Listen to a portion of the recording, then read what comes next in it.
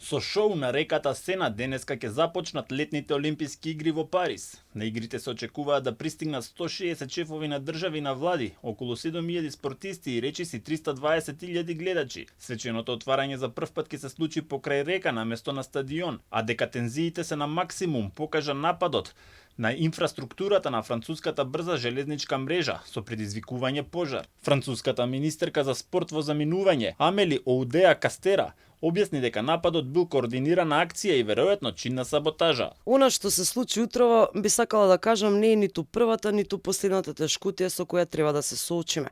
Овој вид намерно координирана акција, веројатно чинна саботажа, чија точна намера допрева треба да се утврди.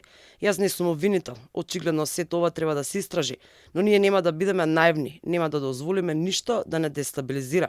Ги имавме предвидено сите овие сценарија, со месеци зборуваме за ризиците, за заканите, за терористичките, ултрадесничарски, ултралевици, сајбер. Сите кризни сценарија се размислувани. Управниот директор на железничката компанија Кристофер Фаниша рече дека најпогодена била станицата Бретања. Тоа што им го кажуваме на сите наши клиенти кои се директно засегнати од овие линии е прво, целосно ќе ви бидат вратени сите ваши билети за воз и второ, ќе бидете постепено информирани преку текстуална порака и мејл дали возот работи или не во следните неколку часа. Така што ве молиме да не доаѓате во станицата.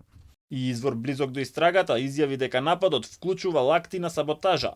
Цел на нападот биле неколку брзи линии на запад, север и исток од Париз, а на железничката станица Монпарнас се формирале долги редици. Се мачиме цел ден да стигнеме таму на време. Имаше неколку луѓе во возот што одеа на церемонијата на отворањето, така што и за нив ќе биде покомплицирано. Сега бараме алтернативни решенија. Требаше да одам на Олимпијада. Утрово ни рекоа дека ќе доцне 3 часа и 20 минути, на крајот возот беше откажан. Затоа моравме да одиме со автобус до Париз. Пожарот ги има оштетено инсталациите, а тимовите од железницата се веќе на лице место за да извршат проценка и да започнат со поправки, соопшти од железничката станица. Игрите ќе се одржуваат и под засилени безбедносни мерки, па така во секој момент ќе патролираат 5000 полицајци, војници и ангажирани чувари.